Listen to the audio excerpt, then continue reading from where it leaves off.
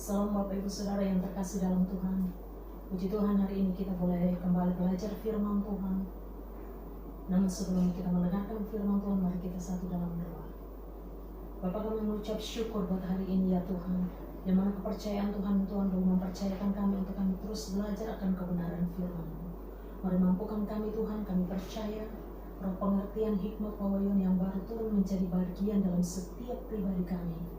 Dan kami percaya Tuhan, kuasa Roh Kudus memampukan kami untuk kami boleh melakukan segala firman-Mu ya Tuhan. Terpujilah nama-Mu Tuhan dalam nama Yesus Kristus. Haleluya. Amin. Salam Bapak Ibu Saudara yang terkasih dalam Tuhan. Hari ini firman Tuhan terambil dari Matius pasal yang ke-8 ayat 23 sampai 27. Perikop yang di Alkitab tertulis bahwa angin ribut diredakan. Lalu Yesus naik ke dalam perahu dan murid-muridnya pun mengikutinya.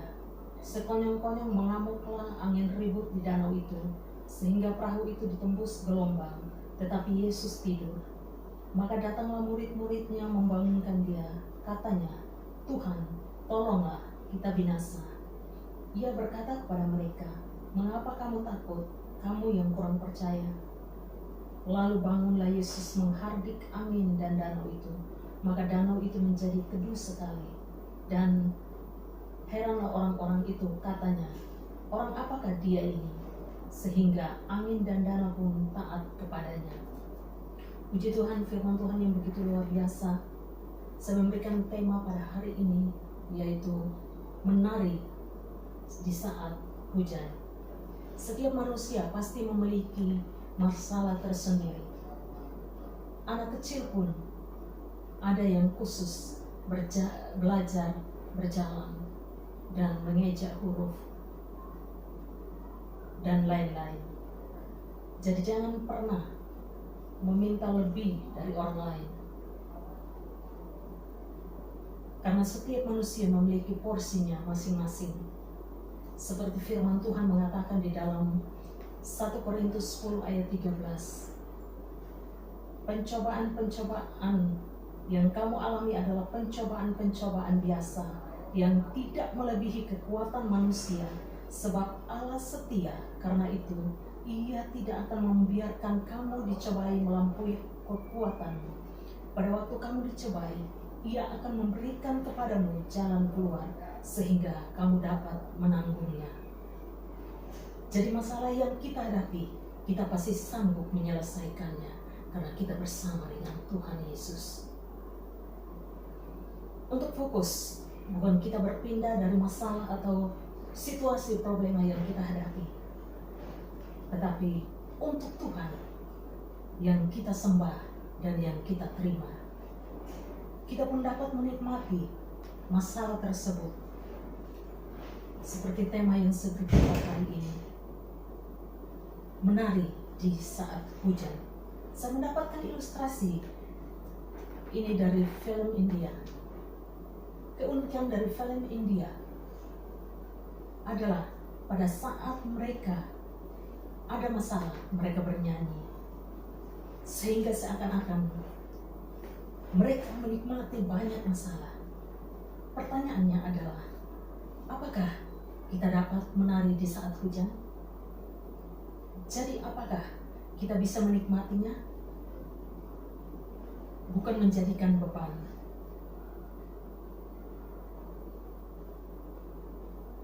Karena kita punya Tuhan Yesus Kristus, kita tahu hal ini akan sangat sulit. Tetapi berikut ini kita akan sama-sama belajar bagaimana caranya menari di atas hujan atau menikmati masalah lewat kitab Matius 8 ayat 23 sampai 27. Cara yang pertama yaitu mengikut kehendak Tuhan Yesus. Di ayat yang ke-23, lalu Yesus naik ke atas perahu dan murid-muridnya mengikutnya. Tuhan Yesus sehabis pelayanan atau khotbah di bukit, yang menyembuhkan perwira di Kapernaum, menyembuhkan ibu mertua Petrus, dan banyak lagi mujizat-mujizat yang lainnya. Tentu itu bisa dilihat kondisi fisik Tuhan Yesus sangat lelah Murid-muridnya pun ikut pelayanan pada saat itu. Dan kondisi fisiknya juga sama dengan Tuhan Yesus.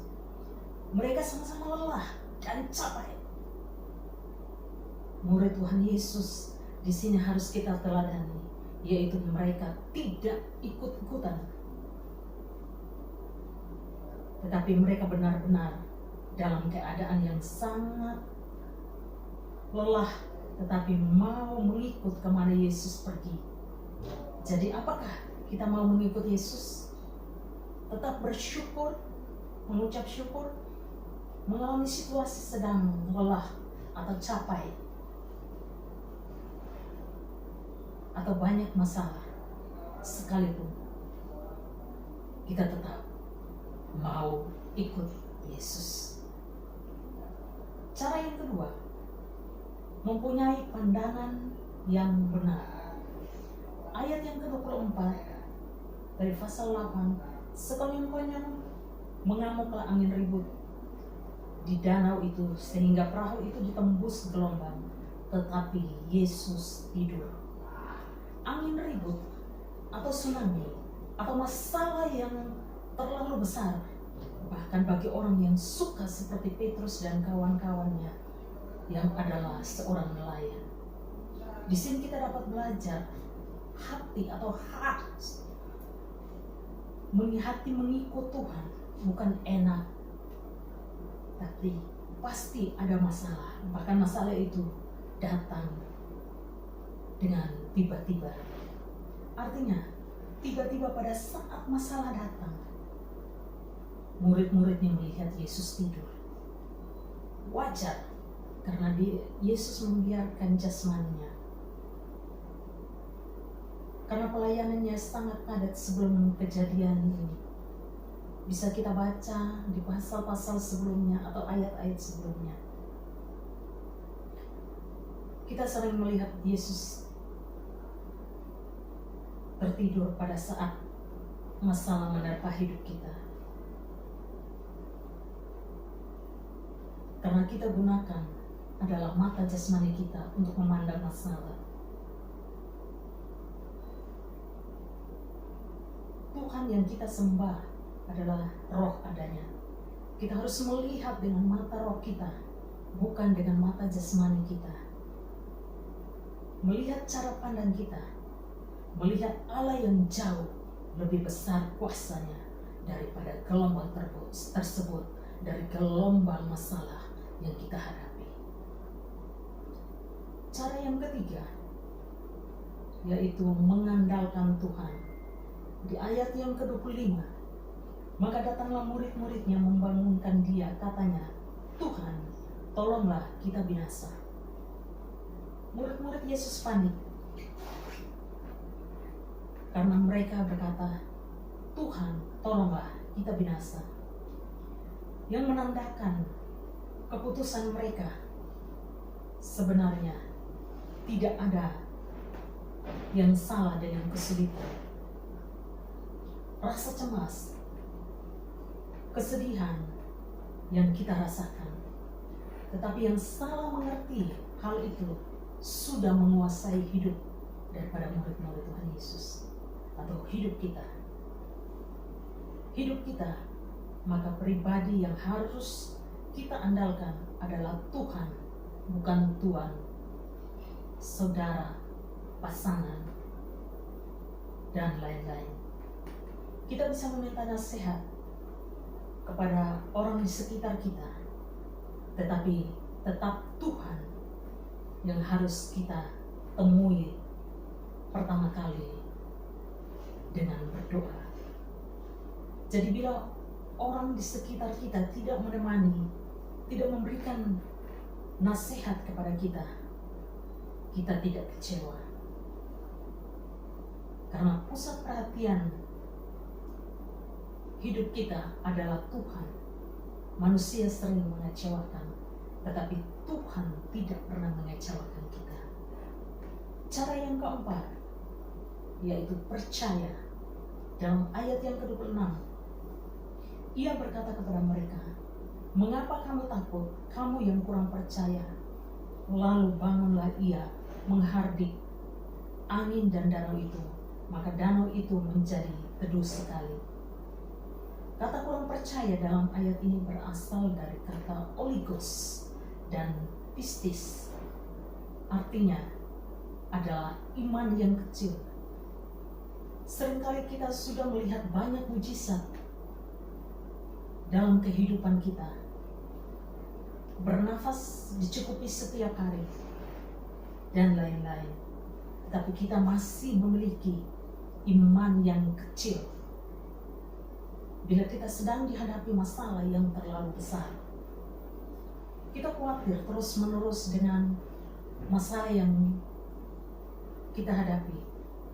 Orang khawatir adalah orang yang memiliki iman kecil, seperti orang yang tidak mengenal Tuhan. Orang seperti ini termasuk orang ateis praktis. Dia percaya kepada Tuhan, tetapi pada saat ada masalah, dia tidak percaya kepada kuasa Tuhan. Dia lupa yang memberikan nafas itu adalah Tuhan yang Maha Kuasa. Karena orang seperti ini hanya fokus pada masalah, bukan kepada Tuhan. Ingat, Tuhan yang kita sembah adalah Allah yang Maha Kuasa. Dia sanggup memulihkan kehidupan kita. Cara yang kelima adalah kenali Allah lebih lagi. Ayat yang ke-27. Dan heranlah orang-orang itu, katanya, orang apakah dia ini, sehingga angin dan danau pun taat kepadanya. Kita harus mengenal Tuhan lebih dalam. Jangan sampai dia melakukan segala sesuatu yang besar buat kita, tapi kita tidak mengenal dia secara pribadi. Murid-muridnya tahu bahwa Tuhan Yesus berkuasa, tetapi mereka tidak mengenal dia lebih dalam. Padahal sudah banyak mujizat di dalam kehidupan mereka. Baru menyaksikan beberapa mujizat di depan mata mereka sendiri. Cara mengenalnya adalah dengan mencari tahu tentang dia, mencari tahu tentang Yesus, bukan sekedar search atau juga seek, yang berarti mencari sampai dapat. Mencari tahu tentang Yesus tentunya kita bisa cari lewat salah satu penyataan kuasa Allah, yaitu Alkitab atau firman Tuhan. Dengan membaca merenungkan firman Tuhan, maka kita akan mengenal dia lebih dalam. Di sini kita dapat mengenal Tuhan yang kita sembah lebih dalam lagi. Tentunya tidak lupa berdoa untuk hubungan persekutuan pribadi kita dengan Bapa di surga. Ada satu pujian yang sangat memberkati kehidupan saya, yaitu aku mengenalmu secara pribadi. Kesimpulannya, apabila sudah kita lakukan kelima hal yang sudah saya sebutkan, atau 5 cara yang sudah saya sampaikan tadi, yaitu yang pertama, mengikut kehendak Tuhan Yesus, mempunyai cara pandang yang benar, mengandalkan Tuhan, percaya, mengenali Allah kita atau kenali Allah kita lebih lagi. Maka seharusnya kita dapat menari saat badai hidup datang. Karena kita mempunyai Allah yang Maha Kuasa, kita mampu menikmati masalah yang ada dalam kehidupan kita. Hidup bukan tentang bagaimana menunggu hujan lebat berhenti, tetapi bagaimana kita dapat menari pada saat hujan lebat. Demikian firman Tuhan. Doa saya, firman ini menjadi berkat bagi kita semua. Haleluya. Salam. Tuhan Yesus memberkati.